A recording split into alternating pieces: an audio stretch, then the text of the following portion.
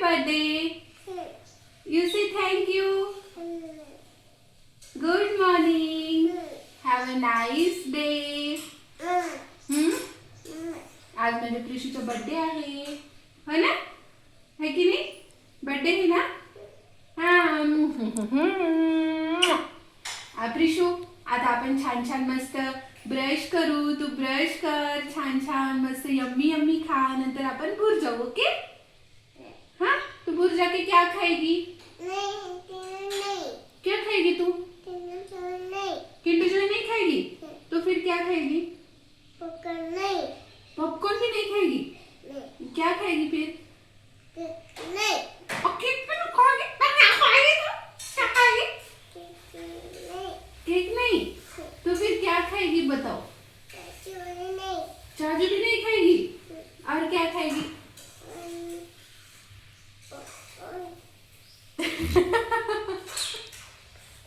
क्या खाएगी? क्या खाएगी तू? कुछ भी नहीं खाना? जाने दो, फिर कुछ भी मत खाओ, फिर डैडी के पैसे बच जाते हैं, है ना? हाँ, कुछ भी नहीं खाने का है ना? हाँ, डैडी को बोलो मैं कुछ नहीं खाऊंगी. बोलो पापा तो बोले तूने कुछ भी नहीं खाना है, कुछ भी नहीं खाना है बोली ना तूने. तर इथे तुम्ही बघू शकता आमची प्रिशाना आता उठलेली आहे, हो ना प्रिशू?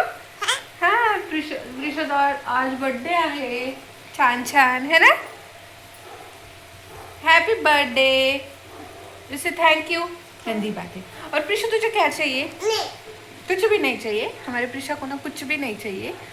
अभी अभी वो उठ गई है. और चलो मैं आणि आता चला मग मी आजचा व्लॉग तुम्हाला पूर्ण दाखवते, ते तुम्ही कंटिन्यू करा. तर चला मग आता मस्त मी छान छान कामं करून घेते आणि मग नंतर आम्हाला थोडं बाहेर जायचं आहे. बाहेर म्हणजे आम्ही आज मस्त देवीमध्ये जाणार आहे. थोडं प्रिशाचा बड्डे आहे तर म्हटलं जाऊन यावं थोडं, नाही का? नवीन वर्षाची सुरुवात छान छान थोडं देवदर्शनाने वगैरे झाली तर चांगलं आहे ना प्रिशू? तर तिथेच जाऊन येतो. तर चला मग आता नेक्स्ट.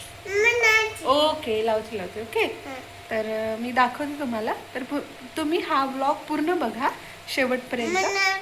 तर इथे बघा प्रिशाना उठली, छान ब्रश वगैरे केली आणि तिला ना मी दूध आणि बिस्किट दिलेलं आहे खायला. तर ती टी व्ही लावून दिली तिला आणि ती खात आहे. तर मी तुम्हाला दाखवते. प्रिशाना दूध आणि बिस्किट खात आहे. तर टी व्ही बघत आणि हे आज पूर्ण सोफ्यावरचे कवर वगैरे चेंज करायचे आहे. त्याच्यामुळे हे सगळं काढून मी धुवायला टाकलेली आहे. आणि इकडे टी व्हीसुद्धा बघ. तर इथे ना माझे सगळे कामं वगैरे आवरून झालेले आहे. फरशा वगैरे सगळं पुसून झालं. आणि हे जे सोफ्यावरचे कवर आहे ना ते सुद्धा मी धुवायला टाकले आणि नवीन टाकणार आहे. तर इथे आमच्या पूर्ण स्वयंपाकसुद्धा करून घेतलेले आहे. तर इथे बघा आमचं थोडं ह्या हॉलमधलं ॲडजस्टमेंट करणं चालू आहे. तर ते मी तुम्हाला दाखवते नंतर. तर चला मग आता इथे बघा माझी ना छान आंघोळ वगैरे झालेली आहे. मस्त केस वगैरे धुतलेले आहे मी. आणि आता मी प्रिशाला आंघोळ करून देते आणि मग आम्ही देवीमध्ये जाते आणि मी तुम्हाला तयारी केल्यानंतरच भेटते. तर इथे बघा माझी तयारी झालेली आहे. आम्ही आता जाऊन येणार आहे देवीमध्ये. तर प्रिशासुद्धा तयारी करून घेत आहे, ते दाखवते मी तुम्हाला. तर नको. आणि हे बघा आमच्या प्रिशाची इथे तयारी झालेली आहे अशी छान छान. हॅलो से हॅलो प्रिशा. तिला नाही आवडत.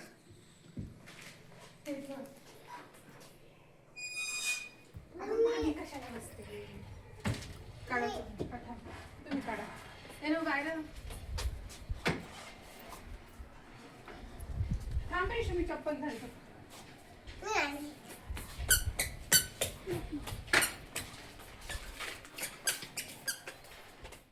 तर बघू शकता तुम्ही इथे ना आम्ही देवीमध्ये जात आहे. तर जायला थोडा वेळच झालेला आहे. यायला किती वाजते काय माहिती, कारण की येऊन परत डेकोरेशनसुद्धा करायचं आहे.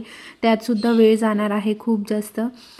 तर फायनली आम्ही मंदिरामध्ये आले, मस्त असं दर्शन वगैरे केले आणि मग घरी आले. घरी आल्यानंतर लगेचच थोडं फ्रेश झालं की आम्ही डेकोरेशनला सुरुवात करून घेतली, कारण की बलून वगैरे फुगवायला थोडं वेळ लागते. हँडपंप होता तरी पण. तर बघा हे सगळं करून घेतलेलं आहे आणि मग मी लगेचच किचनमध्ये घुसली. यांना थोडं ऑफिसमध्ये काम होतं, यांनी ऑफिसमध्ये गेले हे जे डेकोरेशनमध्येच ठेवून. मग आता मी एकटी पावभाजी करता 20 ते 25 लोकांसाठी. तर तुम्ही नक्की बघा.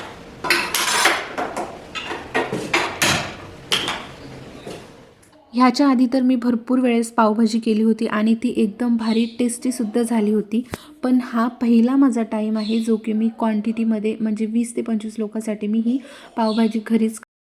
तसं तर यांनी बोलले होते की ऑर्डर वगैरे देतो म्हणून, पण मीच म्हटलं की नाही घरीच करते. कारण की नाही का घरी सगळं असताना कधी घरी बी करून पाहायला पाहिजे. नाही ऑर्डर तर आपण नेहमी देऊन काही पण घेऊ शकतो, पण आपल्याला करता येते तर आपण करून बघायला का नको. मला तरी असं वाटते, माझं मत तरी असं आहे. पैसे पैसे दिले तर आपल्याला काहीही भेटते, पण आपण आपला स्वतःचा उपयोग कुठेतरी चांगल्या कामासाठी करायला पाहिजे ना. त्याच्यासाठीच मी म्हटलं मी स्वतःच करते आणि असं मला इंटरेस्टसुद्धा आहे करण्यासाठी. आणि भीतीसुद्धा वाटत होती कशी होणार आणि कशी नाही, कारण की क्वांटिटी जास्त होती त्याच्यामुळे अंदाज वगैरे असते ना, तेच थोडं भीती वाटत होती. पण एकदम भारी झाली होती फ्रेंड्स. तर यांनी केक आणले होते, ऑफिसला गेले होते ना, मी म्हटलं होतं त्यांना काम होतं थोडं तिकडून येता येताना हे केकसुद्धा ऑर्डर दिला होता आदल्या दिवशी. तर हा केकसुद्धा यांनी घेऊन आलेले आहे. तर आम्हाला प्रश्न पडत होता की आम्ही फ्रीजरमध्ये सुद्धा केक बसत नव्हता. मग बॉक्स ठेवून बघला, पण तरी तो बघला नाही. शेवटी आम्हाला ओपन करूनच ठेवावं लागलं. आणि प्रिशाला ना एकदम म्हणजे असं कंट्रोल होत नव्हतं, कधी खाऊ आणि कधी नाही. ती केक आणला तसा एकदम फ्रीज जवळच होती. म्हणजे नाही का छोट्या लेकराला खूप जास्त केक आवडते ना, असं प्रत्येकालाच छोटे बाळ त्यांना छान वाटते. तर मग आमची आई मस्त इकडं तिकडं फिरवत होती तिला. आणि आमचं ठरवून होतं, यांनी जेव्हा केक आणला होता ना, मी म्हटलं होतं यांना की गाडीतच राहू द्या केक, पण ते केक गाडीत ठेवणं पण पॉसिबल नाही, कारण की विरघळून जाणार त्याच्यासाठीच. आणि ती सारखी कंटिन्यू, तिला एवढं छान वाटत होतं ना, म्हणजे बलून वगैरे लावलं होतं तिला मस्त छान, नाही का आज आपल्या घरी काहीतरी आहे.